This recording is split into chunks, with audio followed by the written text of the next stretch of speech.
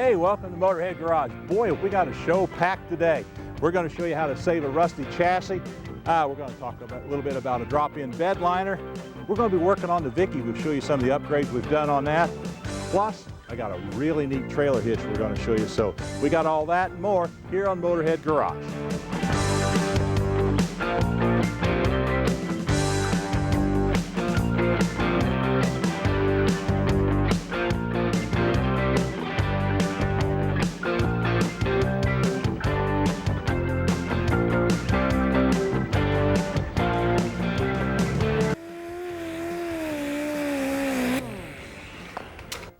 Hey, welcome back to Motorhead Garage. Well, I'm working on a project here that a lot of you guys have worked on in the past, and that is when you're restoring a car, that is how you prep your chassis. You want to get it nice and clean, you want to get all the rust off of it, but you want to preserve it.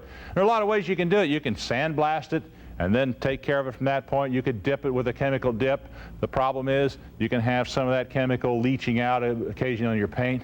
But there's an easier way of doing it, and you can do it at home yourself. And I got the expert here to help me out with it. This is Brad Brackett from KBS Coatings. Brad, you got a pretty simple process here in order to take care of a chassis like that and yet not have any problems with it. That's right. Yeah. Now tell me about what your process is. Well, basically we're a three-step system. What we would do is start out with our Klean cleaner degreaser.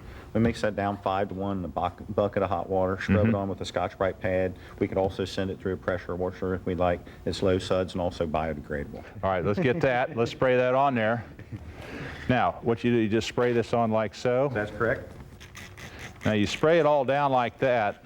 Like so. Now, and what do you do with it? Just let the big trick to that product is just keeping it moist on there a half hour, and then rinsing that product off. That's just going to get off any grease and grime, famer marks, anything like that. Okay, so you let that set on there for a half an hour, and once it's on there, then you rinse it off and dry it, right? That's correct. Hit it with air hose, let it dry. Then we're going to come back with our metal prep. That's where we're going to get our adhesion on that. That's a zinc phosphate with an acid on it, so it's an etching compound. Okay. Pump spraying that product on the metal, keeping it moist on there basically about a half hour. Okay. Rinsing it off with the water neutralizes it. All right, now that's what, you got a sample right here of a rear end that you have worked on. Now let me move this out of the way. Is this where we are right here now? You've cleaned that off and you've already prepped that? That's right. That's what the 2 prep steps have done for us. And then after we've rinsed these products off, we can come back anytime within 30 days and stick our coating on it. Okay, we're going to do just this corner here so we can show you folks out there exactly how this works. So we spray that on there and then let it set, right?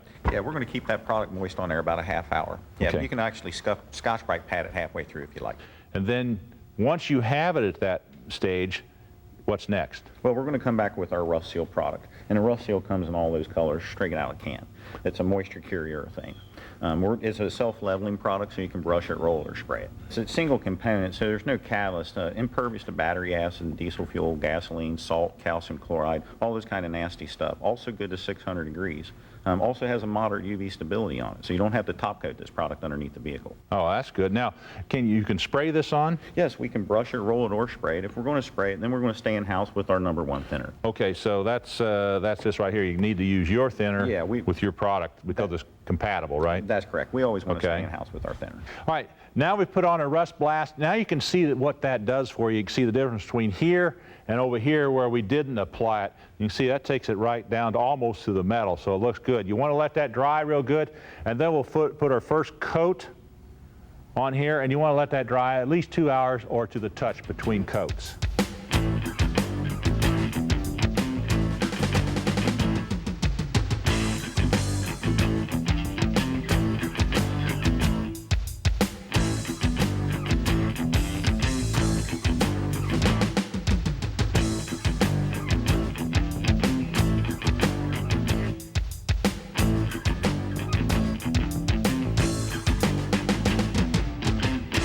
Okay, so now I got the second coat on. You can see it really looks great. Now you want to let it dry at least 2 hours or 6 hours before you start that.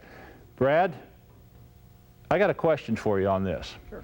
You know, you got nice colors here for that, which are great. But what happens if somebody wants to paint their chassis the same color as their car? Well, that's not a problem. Just take the Rust Seal in any of the colors. That's easy for you to cover. As soon as you get your second coat down, it's dried to the touch. You have a 6 to 8 hour window. Shoot whatever product you like right over top of it. That makes it so you can protect your chassis and still match whatever color you want. That's a great idea. Now, you got another product over here for saving fuel tanks.